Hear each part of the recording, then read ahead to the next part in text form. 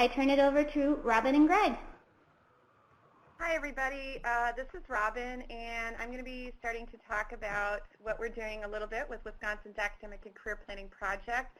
I know we were asked to present primarily on our professional development process, which we will definitely get to, but I kind of wanted to start with some framing of the project. And first of all, when the legislation was coming on board to bring academic and career planning to reality, DPI, and this was even before I started, had the forethought to pull together a task force of K-12 business, parents, higher education, workforce development, et cetera, to come together as a group and essentially identify some local models, case studies, and what was already existing nationwide.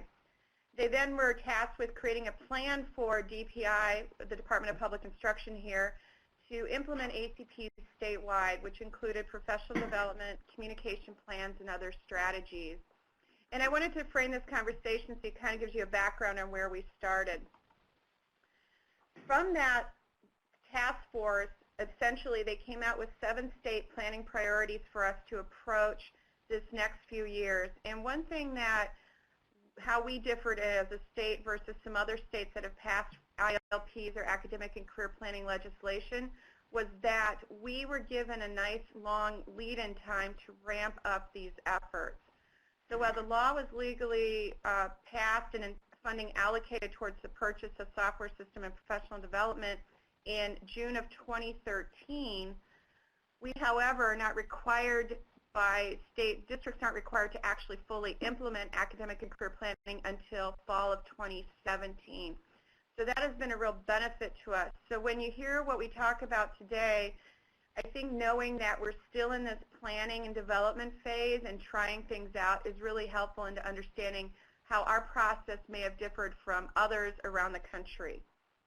So we have our state priorities included making sure we are connecting with other initiatives, developing administrative rule from the law, developing implementation guidance, professional development systems, efforts for communication and marketing, an evaluation system, and procuring a statewide software system.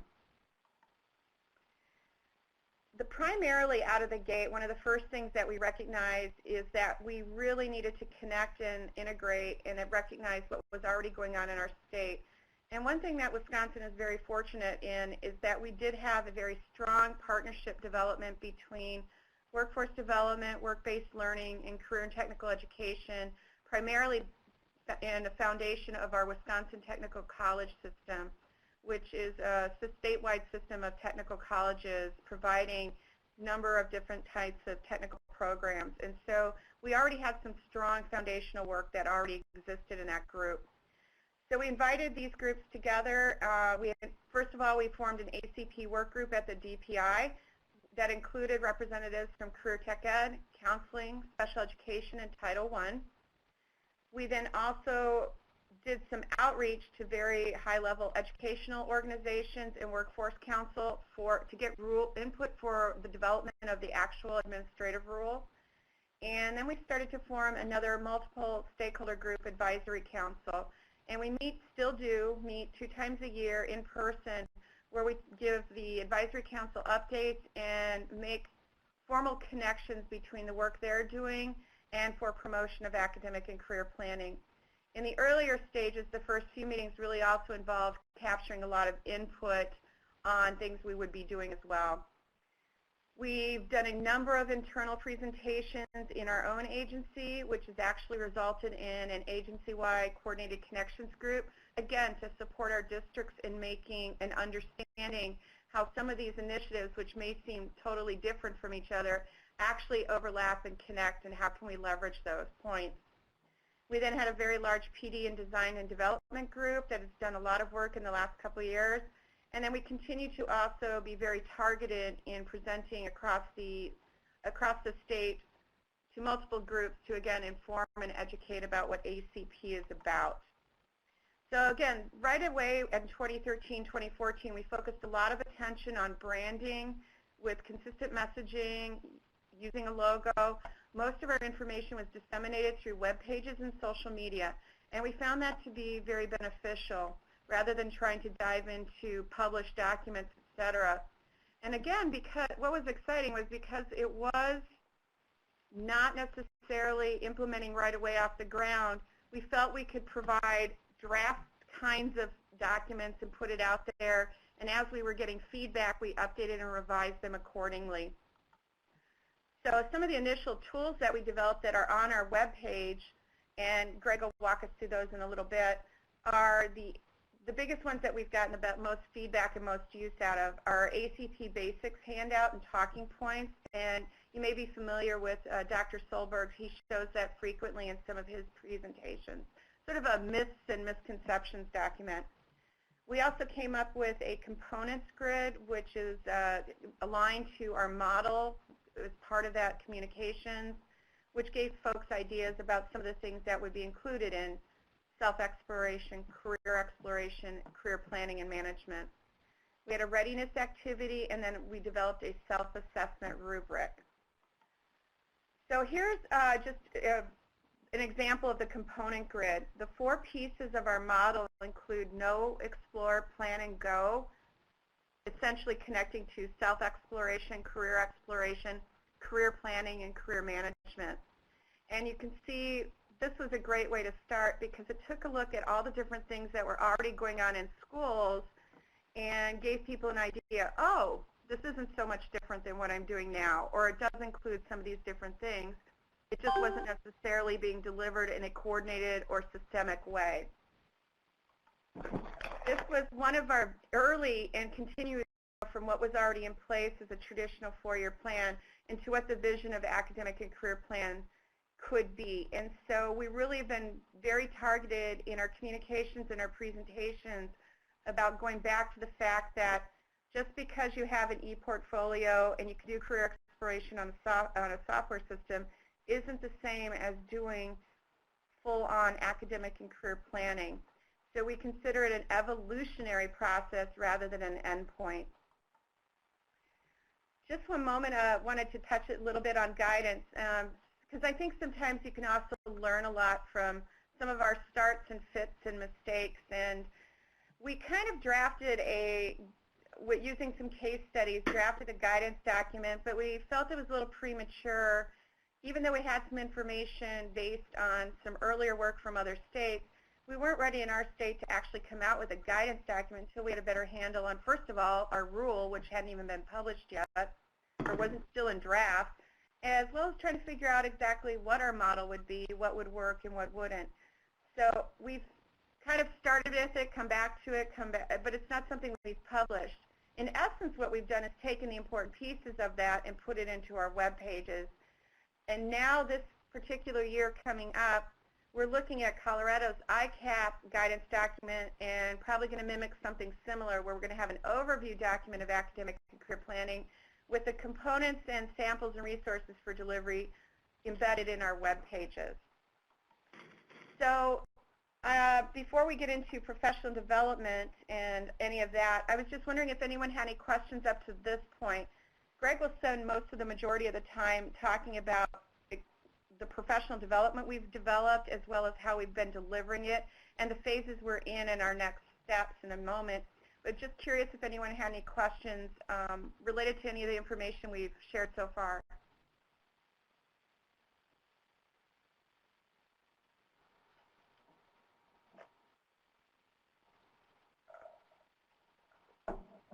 Great. Well, hearing none, I'm going to pass it over to Gregg, and please continue to feel, if you want to, use the chat box, and we're happy to respond that way as well. So, Gregg, take it away. Well, good afternoon, everybody. The professional development aspect of Wisconsin's journey into academic and career planning really has kind of been an evolution, a journey in and of itself. We try to figure out how do we implement this statewide in a way that it doesn't just become the CTE teacher's job, and it doesn't just become the school counselor's job. It doesn't just become the school to work coordinator's job. It really becomes everybody's job. So as we've thought about professional development, professional learning, and training opportunities, we've tried to come about or to go about the design of that, to the building of that, and the delivery of that in a really intentional way. We've taken our time to make sure that we're not just doing it, but we're actually doing it right. So rather than make assumptions and on our own willy-nilly decide this is what adults need to know and be able to do with students in order to provide academic and career planning services, we actually brought together a group of very learned folks that were members of our advisory council on academic and career planning. They were members of our community educational service agencies. We have 12 of those. The state's broken into 12 of those groups that provide educational services across the state. And we brought a bunch of folks together and really brainstormed and had some thoughtful discussion about, so what are those knowledge bases, skill sets, and attitudes that adults have to have in order to do this work?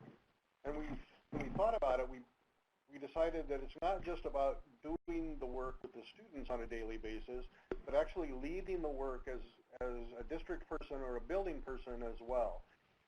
So you'll see that we came up with multiple levels of competencies. So we designed a group of competencies, knowledge bases, and skill sets for folks who are going to lead this work. And we also came up with a group of competencies for people that are going to do this work. Once we actually came up with the competencies, we thought, well, you know, this is great. We've got this list of stuff. But if we want to start building some activities to increase knowledge bases and skill sets, where do we start building? And you can see that in January through June of 2015, we actually partnered with the University of Wisconsin Center on Educational Research to do a needs assessment across the state of Wisconsin to actually ask leaders in their 424 school districts, what do you think your folks need first in order to make this happen? So from those results, and I'll dive into a little more specifics about that needs assessment in a little bit, from that we were able to target our build and target our creation of lessons and activities to target those competencies that people said that they needed help with right out of the gate. So as we think of the visioning and the leadership competencies, these are the 6 areas in which we felt that there were gaps in knowledge bases and skill sets to do this work. So just a basic understanding and communications about what is academic and career planning and how do we communicate with all of our stakeholders.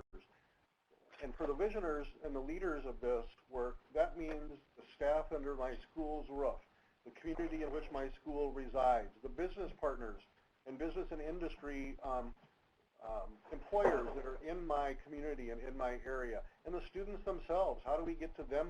How do we get them to buy in? So that was a very key early area that we felt needed to be addressed. And then helping folks understand the local and community context, because Wisconsin, we've got districts as large as Milwaukee and as small as Butternut, and academic and career planning, as far as we're concerned, is not a one-size-fits-all process. It's not the same recipe for the Milwaukees as it is for the Butternuts. There are different resources, there are different opportunities, there are different experiences that those students can have. And so to help folks realize that understanding our local context as we enter into this work with students and adults is really, really important. Then we talked about how do we help folks plan for accountability and effectiveness. How do we know it's going to work? How do we know it is working? How do we know what to do and measure what we need to do differently? That's definitely another leadership competency area, as well as the management of the work. And how do we make sure that people are doing what they're supposed to be doing on a daily basis? And then that last competency area was one that, even though it's last on the list, it's incredibly important in doing this work and doing this well, and that is the engagement of families in this process. How do we engage families? How do we invite them to participate and provide opportunities to participate, as well as share information with them about what their students are doing on a continual basis? So those 6 broad categories made up our competency areas for our leadership folks. And then these 7 folks, or these 7 competency areas, were the competencies that we developed for the boots on the ground folks. The chemistry teachers, the social studies teachers, the counselors, the homeroom advisors, the folks who are going to meet with students and work on this academic and career planning throughout the student's educational experience. And you can see that the first one and the second one, the first one and the last one are really the same thing. The whole idea of understanding and communication and the whole idea of engaging families in the process. The 5 competency areas that are in the middle really are specific to the work that is going to be done with students. So helping them and supporting them through not just the creation of SMART goals, but progress towards SMART goals. And understanding what is the ACP process, and how do we use the tools that we have at our disposal in a way that makes the most sense. And how do I help students understand the various secondary and post-secondary options that they have in trying to decide what do I want to do once I graduate from high school, including the development of those college and career ready behaviors and habits. And finally, I skipped over number 3 intentionally, and there's a reason behind that, and that is when we've talked about academic and career planning, we really have focused on that planning piece.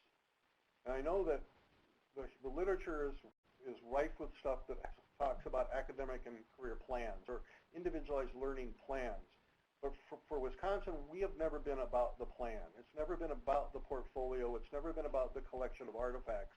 It's been about the process that has gone into the creation of and selection of the artifacts that are going to be included. And so that relationship piece between an adult and a student in the context of academic and career planning has been really paramount in our work moving forward.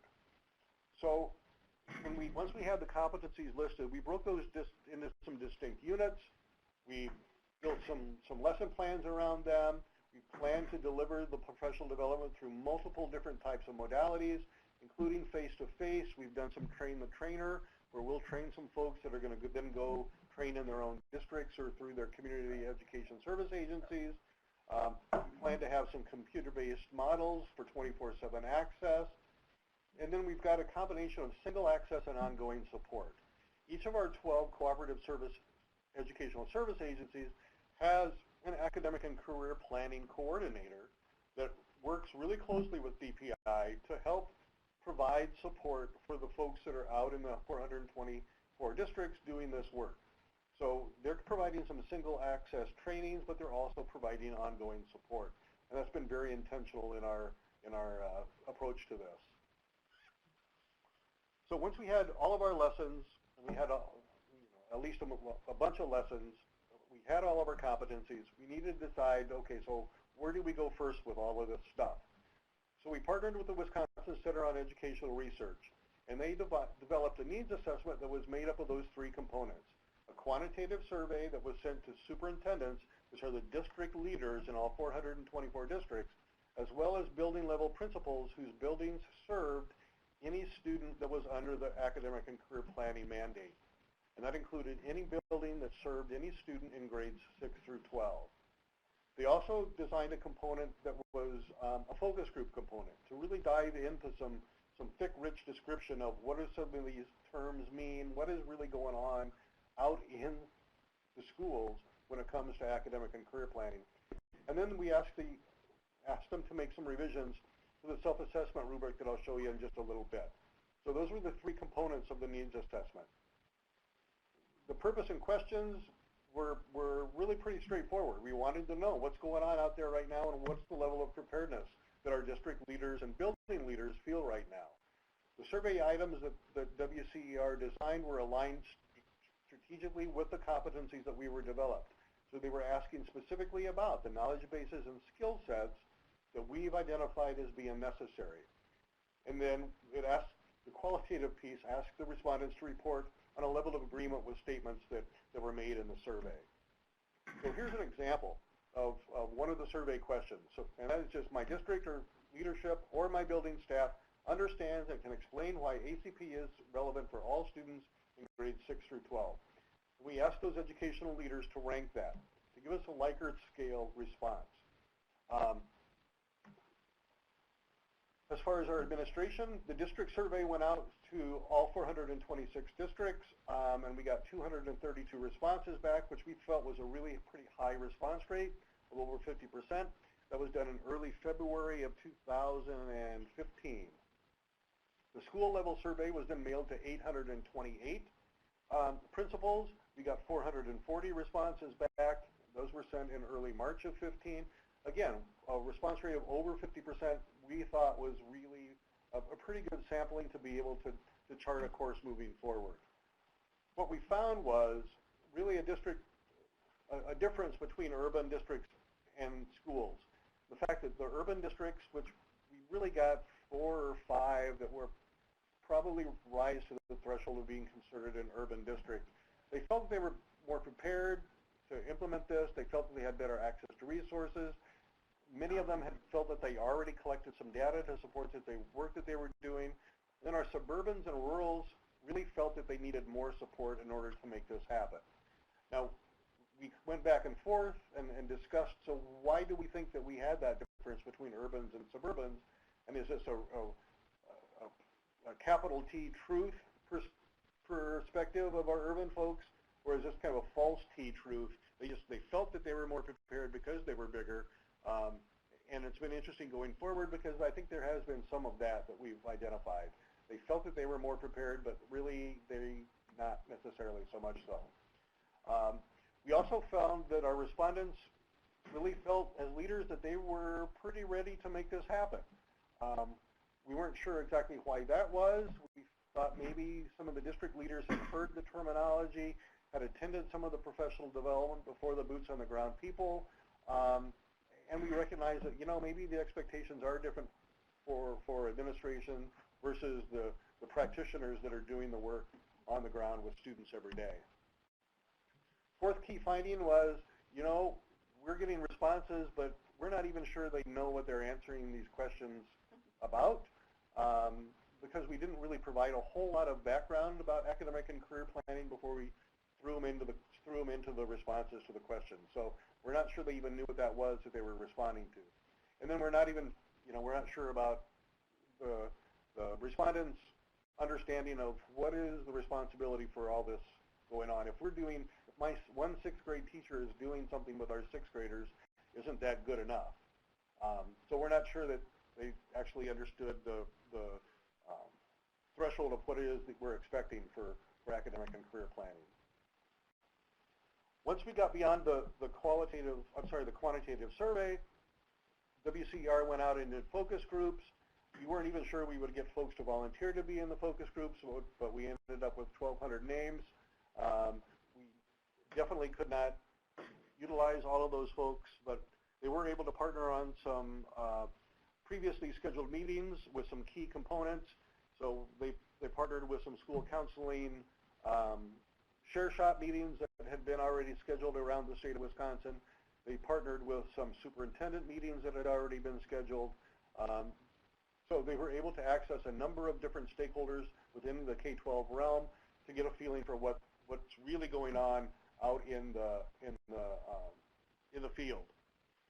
They were able to provide coverage across roles and across the state and district size. We were actually very, very pleased with their ability to carry these out. Some of the results were pretty interesting as well.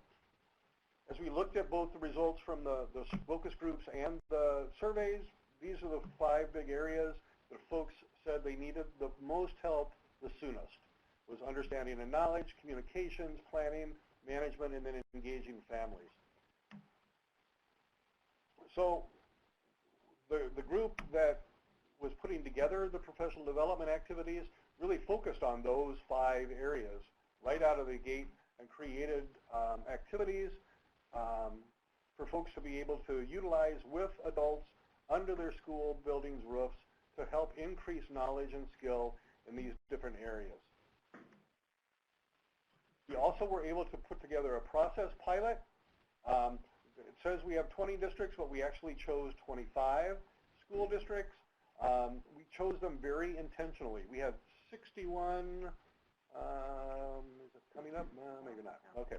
So we have 61 pilot districts, or districts apply to be a pilot, which was that's a pretty large percentage out of 400 too. So we had a number of folks who were willing to do this work.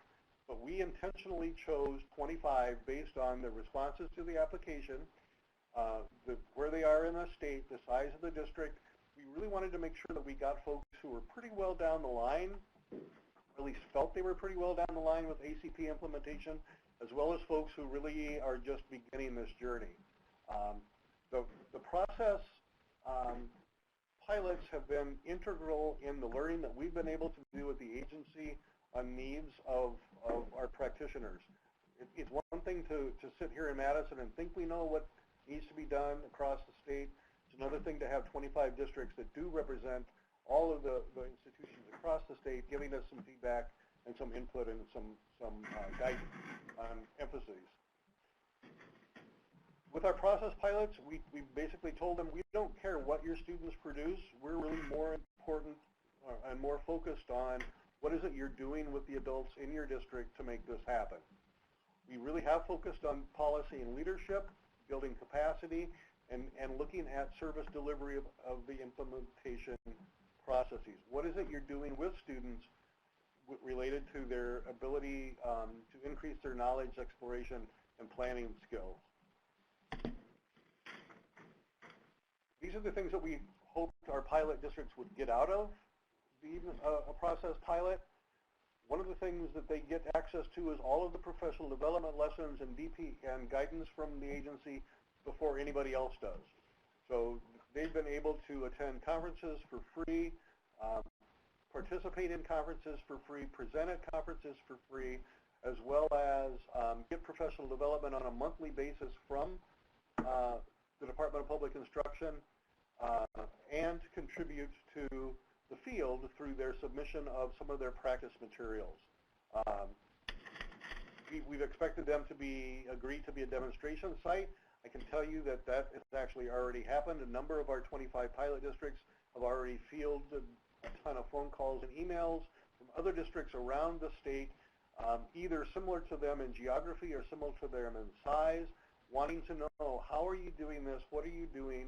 What can we use here in our district to move our work forward? And I think all 25 districts have really taken some pride in that fact, that they've been viewed and presented now as leaders in the field here in the state of Wisconsin, and are able to reap some of the benefits that go with that. As far as the expectations of the pilots, talked a little bit about the focus. We've had them together in some in-person meetings. We've had them on teleconferences on a monthly or every other month basis. We've actually required them to submit and participate in some virtual interactions through a private Google Plus community that is set up strictly for our 25 pilot districts. So there's been some ongoing, actually a lot of ongoing connection with the folks. We've actually invited them. They presented at our Wisconsin School Counselor Association conference 2 weeks ago. We had 2 half-day pre-conference sectionals, one of which was kind of ACP 101. That's what do we need to do to get out of the gate. We had 5 districts present their journey at that. And the second afternoon's pre-conference sectional was 202, and it was about, for folks that are further down the line, we had 4 school districts present their journey and provide some activities and some samples of their work for that. We also are having them present at our advisory council meeting in April. So they really are engaged with us on a pretty rigorous basis. So that's really a nutshell of our professional development. What I think I want to do is show you a little bit about professional development activities that we have. So if I go here, and go where? So what, are you going to go to the materials? Yeah, I think I'll go here. So one thing, as Gregg is pulling that up, that I'd like to add is we're still very much in development with our lessons that were developed for these staff competencies. Really, the only ones that have seen it are our pilot schools, and we're showing some of the materials we've put out in terms of getting any school district that started with communications and messaging and implementation. And we will be posting our first set of lessons, having been working with the pilots in this last year since August 2015 to help really tighten those and get those to look a little better. So right now, Gregg is taking you to the web page that's got everything that's public. And then on the file side, we'll bring you back to that in a moment too. He'll share you some of the actual activities and documents that we will be posting soon that are essentially the biggest key pieces that you saw in that needs analysis, garnering that support and that buy-in and really getting that going. So right now, Gregg's on the public website. So, yep, so this is our ACP website through the Department of Public Instruction. This is just our landing page. You can see we've got a couple videos. This is State Superintendent Dr. Tony Evers, who does just a very brief video about the value of academic and career planning, as well as kind of an animated story of a couple of students, hypothetical as it may be, that demonstrates what academic and career planning can do for students, whether that's somebody who's interested in a four-year university experience and becoming an engineer of some sort, or somebody who's really interested in working with their hands and becoming a mechanic of some sort, and what those two different paths might look like. Also, as you look at the left-hand gutter and menu of our website, Public Instruction Rule PI 26 is the rule that was developed that provides the form and function of what academic and career planning needs to be within the context of education for employment. It is a collection of the thou shalts, that these are the things that have to be done with students, but it doesn't say is how it's going to be done. And we're very, very intentional about the fact that we're going to give you a limited number of the whats that need to be done with students, but we're not going to tell you at all how it has to be done. That's going to depend completely upon your district, in your community, in your section of the state. We've got communication, some background information that will give you all kinds of background on where we've been. What I really want to show you is a little bit about the implementation tools that we've got on our website. And you can see we've got some jump menus at the top, just some introduction, some importance, and then really into the meat of tools themselves. So one of the things we always ask districts to do is assess their readiness. Where are we in our journey to be able to implement this? And what we really encourage them to do is just participate in some reflection and talk about what do we think are the benefits of this, and how does this align with our mission statement and our vision statement for our school district or our school? And if it doesn't, why doesn't it? And what do we need to do? Does it need to? And engage in some of those really philosophical, foundational questions before getting started. And once they do get started, we've got a number of tools here that are self-assessment rubrics that they can access and actually measure where we are or where we think we are when it comes to infrastructure. And if I pull up the infrastructure assessment, you can see that there are certain areas that we ask them to measure themselves. So the first section is about integrated leadership. How integrated is that? How across the district is this? What is our policy and our planning? What do we have in place? Where are we when it comes to developing policy and making plans? What do we have in place for professional development? And a number of other areas that are all related to the infrastructure piece of ACP implementation. And I just want to refocus that. We've really been focused more this year targeting that infrastructure piece, because we feel that if you don't build a strong foundation first in your school districts for understanding the importance of ACP, jumping in to try to deliver that without fully integrating in your school district is going to be very, very difficult. So again, it's been very nice that we have this long lead-in time, and we've also made staff and schools very aware that it's really the infrastructure that's the most important. The delivery of the systems and the services will come and will be a constantly evolving process that you develop in your school districts, but building that strong foundation is the first and most important point. So the other rubrics here on this page, as well as the planning template, those are not, well, a couple of these, I guess, are files that were uploaded that you can get to through the Adobe Connect, but you can also access them straight from our website if you choose to do that. Another piece that I really want to show you, a couple pieces here actually. One of them is about communications and messaging. And we've really, from the get-go in 2012, we've been really pretty consistent on the words that we've used to describe this. And the words that have been consistently used are process-oriented and with a product at the end. And if we look at some of our infographics and flyers, you can see we have a timeline that's been put out in front of folks, as well as priorities. Robin talked about our understanding ACP, what is it not, and our ACP basics communication tools.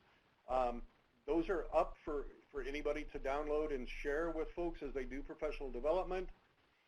This is the component grid that was included as a slide. And then some of the more powerful and at least conversation starting pieces. Okay, Robin's going to interrupt for a second. Sorry. I was just going to say one thing that's really exciting, and it's hard to tell from this, but if you click this side, we have a number of testimonial videos from major players across our state, and you can click on one of them. So we have the Division Director for Employment and Training from Workforce Development, in addition to Dr. Evers. We have the President of the State Technical College System.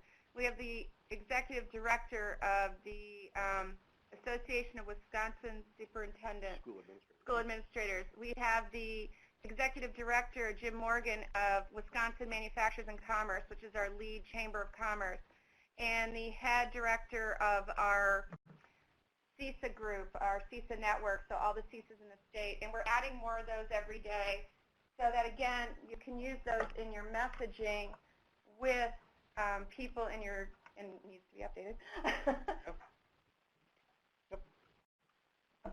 And then at the bottom of this page are some of the messaging videos that the folks can utilize either as a full staff or as a leadership team to just start generating some discussions about what is college and career readiness here, and what do we think about the message that is included in this particular video. The 4-year plan video, which from Dr. Yeah, we got from Scott, right. It has been a hugely and very widely well received here in Wisconsin.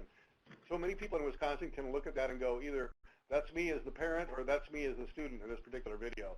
Some of the philosophical and conceptual discussions around what Sir Ken Robinson has to say about education have really rung pretty true to a lot of the work that we've done.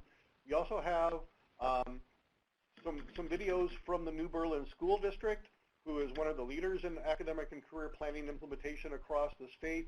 Those include videos from students, as well as adults connected with the work that they've done at the New Berlin School District. And one nice thing that allowing for this flexibility, one of the videos is New Berlin's version of what is ACP.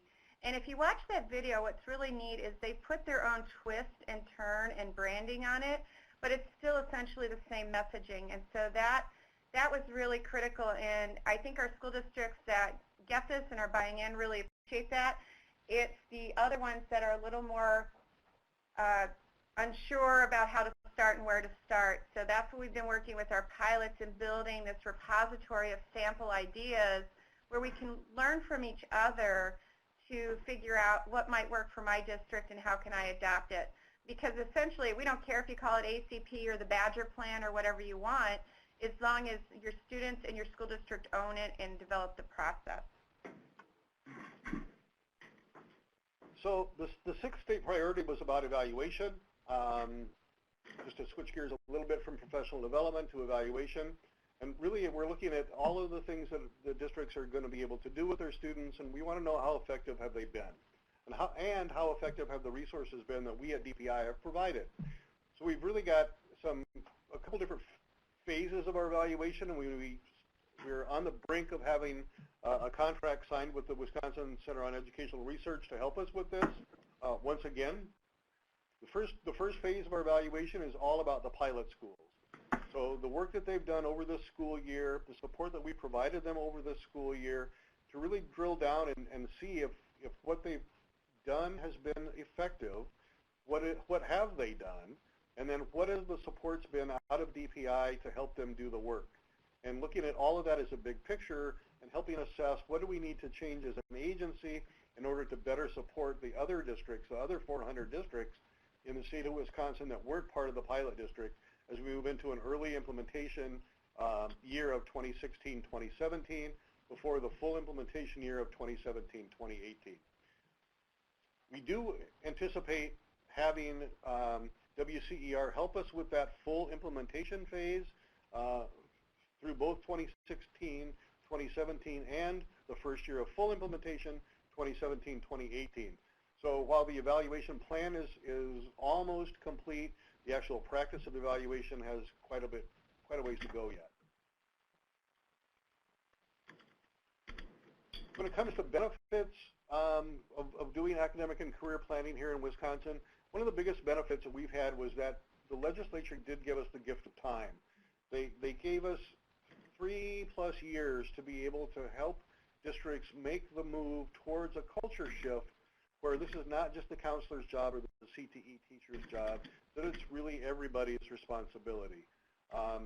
So that gift of time can't be underestimated. It really has taken some of the anxiety off of districts with all the other initiatives that they have going on right now, and all of the student issues that we have going on right now. To be able to do this, tiptoe our way to academic and career planning implementation has been just a godsend. The delay in procuring the software and the process that the state needed to go through in order to procure that really did focus more on the process. Not what's the tool we're going to use, but what are the things that we want students to be able to do, and then look at, okay, so how can the tool help us do that? So that was a really nice benefit. That some of the other states who have done this and mandated it statewide have not been able to enjoy. They've been product focused because tools have been in place, and tools that in some places have been the central focus of what it is we mean to do with individualized learning. And that's not the case here in Wisconsin at all. The other benefit is just that strong partnership that has developed. It was always pretty strong, but not necessarily recognized by everybody as being strong. And I think that those recognitions and that recognition on behalf of not just education, K-12, but also higher education and other state agencies connected to workforce development has been a huge benefit. And the fact that this is something that both our Republicans who are in control of the House and the Senate here, as well as the governor's office, and the Democrats can agree about, because it's not been about creating more welders to fill the jobs that businesses are clamoring for. It's really been about, this is what's best for kids. This is going to help, hopefully reduce the amount of student debt that they're going to have. It's going to reduce the amount of remedial courses that need to be taken once they get out of high school. It's going to improve retention rates once folks do get to post-secondary education. And it is something that everybody has been able to get behind. And then finally, the hindrances, and there have been some. One of those big hindrances is the amount of money that the legislature was able to allocate us and will continue to allocate us. The amount that they've given us is primarily going to be spent on the software development, which, it provides, there's an opportunity cost. If it has to be spent on the software, what can it not be spent on that might actually further this work in a better way? The other piece is really connected to money, is that fact that Robin and I both have other full-time jobs. Our Title I consultant that's a part of our work group, has a full-time job, and so does our special ed teacher. It would be really great to have a dedicated post-secondary readiness team located here in the Department of Public Instruction that could also include other agency members, but we don't have the position authority or the funding to be able to make that happen. So it has been a bolt-on add-on to everybody else's previously existing job, and there are costs that come with that. The final hindrance there, besides the fact that we don't have a whole lot of money to train folks and support staff at the local level, is that mixed messages idea about why is this even here? And where did this idea even come from? And is this truly just the business sector using the legislator and the political mouthpiece to get what they want? And so that has generated some really good discussions. I don't know that we've ever come to a conclusion on that. We at DPI have always been of the fact that, tell us where you want us to go, but we're going to couch it in a way that's going to be best for kids, and it's going to be best for the districts that serve those kids. So that's really what we've got going on here. I see you've still got some time left. Robin and I both are happy to answer questions via phone or chat at this point. So thank you so much, Greg and Robin. This presentation has been excellent. I know that I've learned a lot. I'm going to, I just want to note quickly that we are joined by Lisa Harney, who is with the Massachusetts State Department for Elementary and Secondary Education, and is also our ILP guru in Massachusetts. So I do open the floor to her as well for questions. But just to begin, are there any questions for Robin and Greg?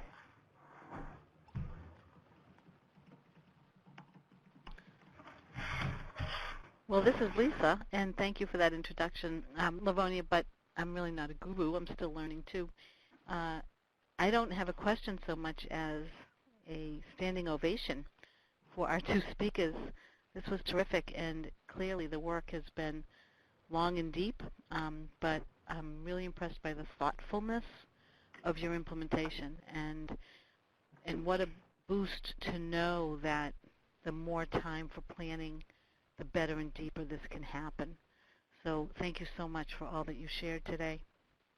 And thank you for saying that. I mean, it's something that we recognize is really a gift because of that. And also because so many schools have become before us, we're able to learn lessons, and part of Dr. Solberg's ILP network is really helping us to realize that we can share and learn from others and move forward in that regard. Yeah, I agree. It's wonderful to hear all of your successes. Thanks. So I do have a question for you all. I want to also echo Lisa, and the work that's been done is tremendous. I heard a lot of wonderful things around planning, also collaboration, particularly who you've engaged, and even in the testimonials, that was phenomenal. So one of the questions that I have is, you noted that particularly rural districts were not feeling as prepared for the implementation of ACPs initially. Have you all developed strategies or for them, or have you fostered connections with some additional resources such as the business community for them? And I'm glad you brought that up, because as I tell people, it's the thing that keeps me awake at night. I think with our rurals, we know it's interesting. Our rurals, what we're finding in our pilot, our rurals are more flexible with their scheduling and internal school staff, and have more flexibility to shift things around that way.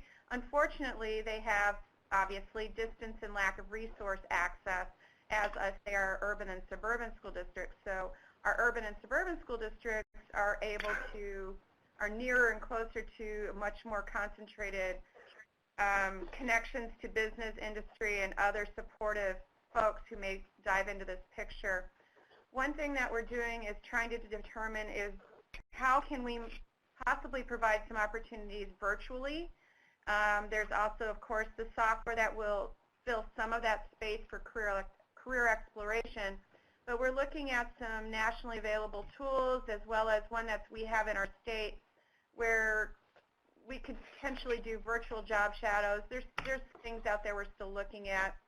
I know from a broadband perspective and making sure kids are connected, that's actually something that's a high priority in our legislature and within DPI itself in terms of getting kids connected that way.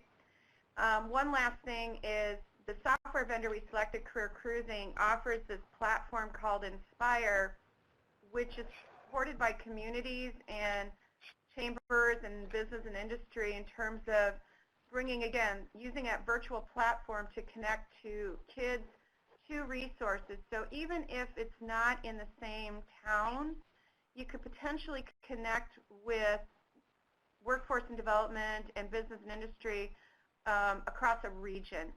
The problem with that is it needs to be locally developed and supported. So at this point, we're working with our vendor to help promote that from a regional idea. Right now we have some of those Inspire platforms in some counties in our state, but they're located near more urban areas. We're hoping to eventually promote this as a platform that can be used in rural areas, potentially through workforce development boards or through our state's regional economic development groups.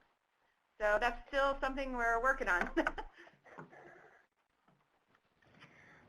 Thank you, and that makes complete and total sense. I think the biggest word that I've taken away from you all is process, Yes. and that things, the process of the ILP or the ACP is a process, but even in this, the sort of development and moving towards implementation and evaluation, it is a process. So that is wonderful. Thank you for sharing. I do not want to hog the talking space, so if there are other questions, please go ahead and interject.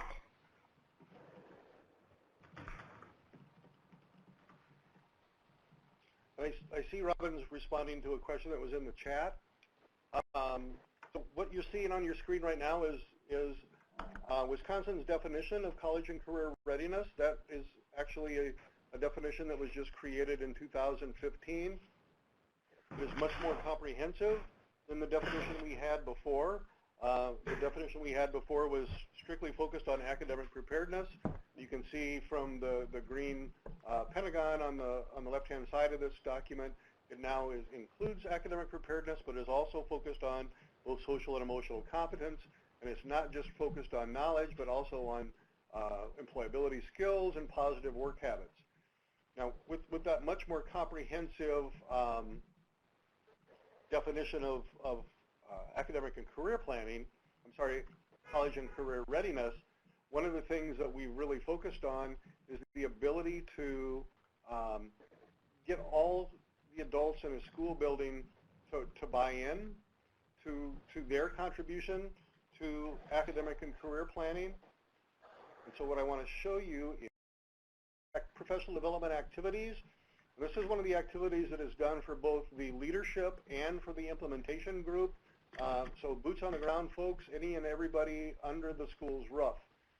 And what we really do is we focus on the fact that typically anybody that's in that room has not taken a linear path to get in that room.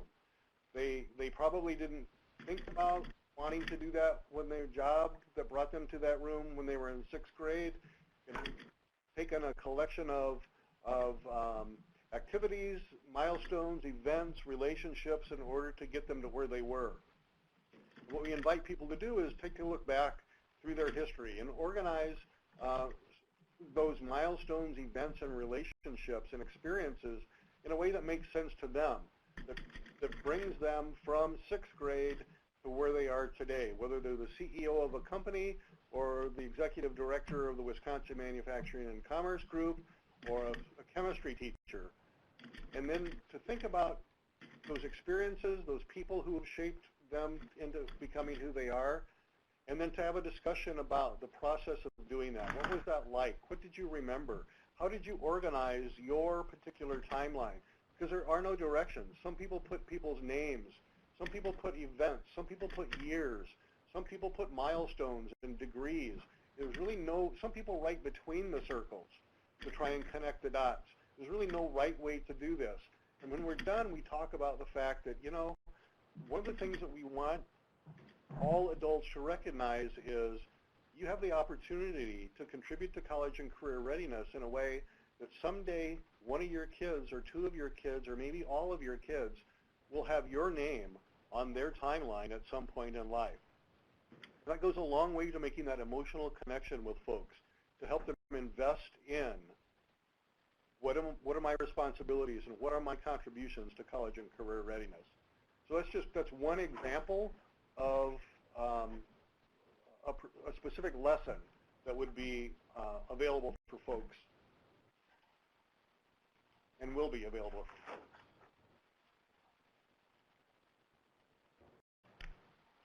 Wonderful. Thank you. Thank you all for sharing. I've noticed that there's actually been a lot of chat going on in the chat box, so thank you all for putting your questions there as well. If there are any other things, I that you all wanted to note, go ahead and throw it in the chat box. I just want to extend our thanks to Gregg and Robin for being with us and for sharing out, again, the tremendous work that's been done in Wisconsin. Thank you so much. As always, feel free to reach out to me with any questions or if you would like to make contacts. Thank you, and have a great day. Thanks, everybody.